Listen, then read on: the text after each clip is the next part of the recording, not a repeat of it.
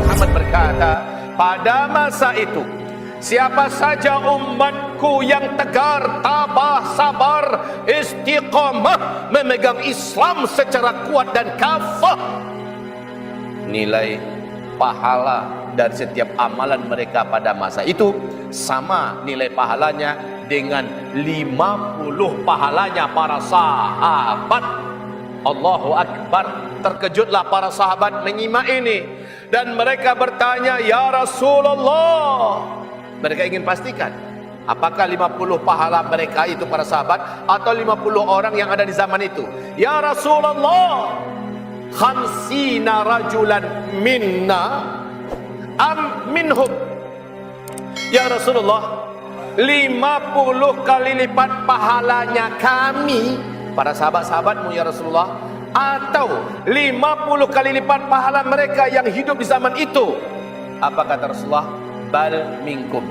Yang benar adalah 50 kali lipat pahala kalian, wahai para sahabat-sahabatku. Allahu Akbar. Wahai hamba-hamba Allah, beratnya memegang Islam erat-erat pada zaman penuh fitnah ini.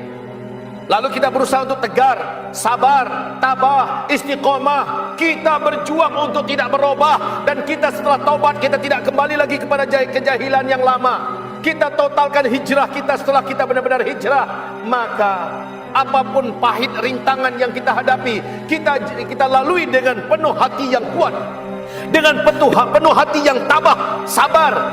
Pahala setiap amalan kita nilainya di mata Allah 50 kali lipat pahala para sahabat. Bapak tahajud, sahabat tahajud, tapi tahajud bapak yang istiqomah hidup pada masa ini dengan Islam, nilainya 50 kali lipat tahajudnya para sahabat. Allahu Akbar. Syaratnya istiqomah, tegar, sabar, tabah dalam memegang Islam secara kafah. Walaupun kita melawan arus. Ini fase keempat. Di fase ini sekali lagi, menjadi seorang muslim yang benar akan dapat tuduhan yang tidak baik. Oh, muslim yang berpegang erat dengan kitabullah dan dengan sunnah Rasulullah akan dianggap sebagai orang radikal. Tokoh populer tingkat internasional sekelas Profesor Dr. Din Samsudin saja dilabeli dengan label radikal. Hanya karena Profesor Dr. Din Samsudin kritis dan memberikan nasihat, memberikan masukan kepada penguasa sebagai pihak yang berada di pihak oposisi.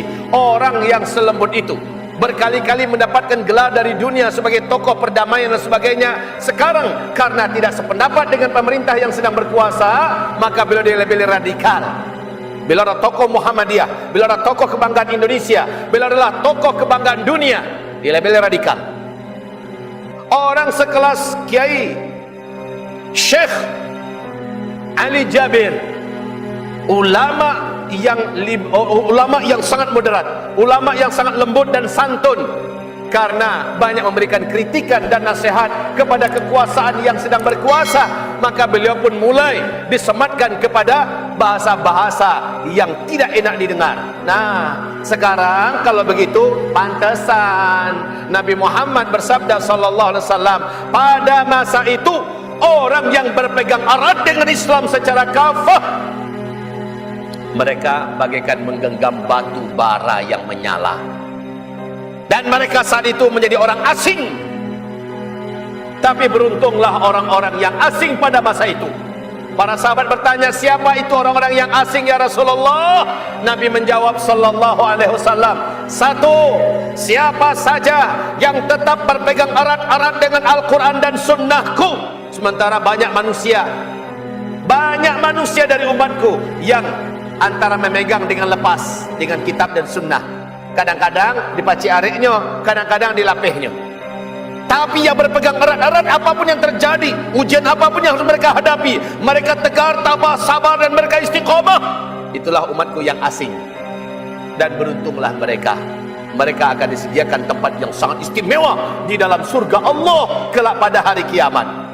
Yang kedua, orang-orang yang asing di akhir zaman dari kalangan umatku adalah orang-orang yang yuhyuna bisunnati id amataha annas. Siapa saja yang berani menghidupkan sunnahku pada saat itu umatku rame-rame mematikan sunnah itu. Dia yang hidupkan. Itulah umatku yang asing di akhir zaman. Yang ketiga, orang-orang yang beruntung dan mereka terasing di akhir zaman, tapi mereka yang mendapatkan tempat yang termulia, di tempat yang paling istimewa di tengah-tengah surga, disebut dengan Tuba.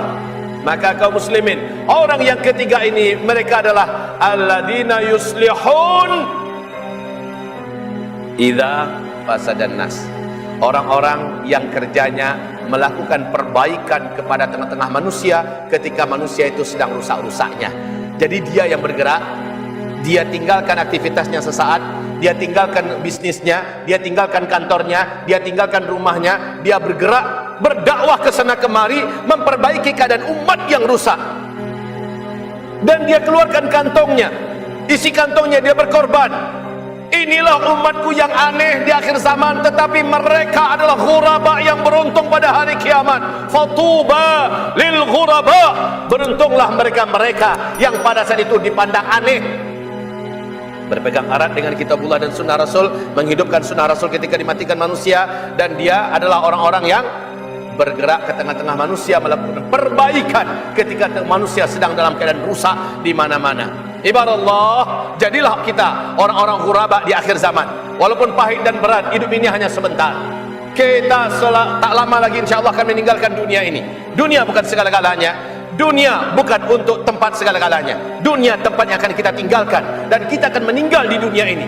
Kita tidak akan pernah terulang lagi balik ke dunia. Oleh karena itu, hiduplah sesaat di dunia ini dengan hidup yang benar, hidup yang lurus, hidup yang istiqamah, hidup yang betul-betul di jalan lara, di jalan Allah, siratal mustaqim, dalam keadaan sabar, tegar, tabah, dan jangan pernah bergeming walaupun dunia merayu-rayu, walaupun ancaman seperti makan mematikan, tetaplah tegar dan sabar. Mudah-mudahan kitalah ghuraba di akhir zaman. Amin ya rabbana. Istaqimu ya ibadallah.